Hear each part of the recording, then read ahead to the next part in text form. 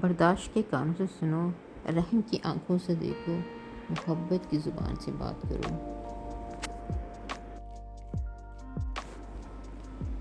حسد سے بچو، کیونکہ آسمانوں میں سب سے پہلے اسی گناہ سے اللہ تعالیٰ کی نافرمانی ہوئی۔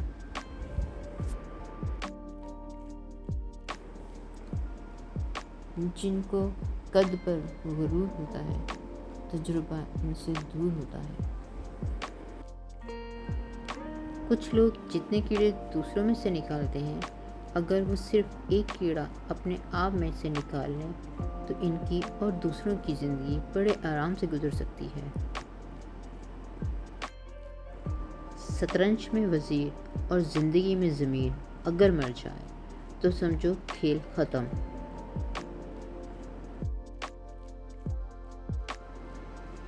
میرا ظرف سمجھو یا میری ذات کا پردہ، میں جب سے ٹوٹا ہوں چپ ہی رہتا ہوں۔ رشتوں میں برداشت۔ بعض رشتے ہماری برداشت کی وجہ سے قائم ہوتے ہیں، اور ایسے رشتے اس وقت تک قائم رہتے ہیں جب تک ہمارے اندر برداشت کی طاقت موجود رہتی ہے۔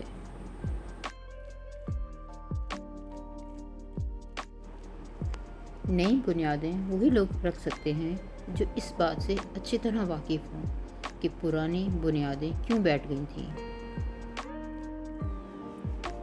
ضروری نہیں ہر بات پر دوسرے کو خاموش کرا دینے والا جواب دیا جائے۔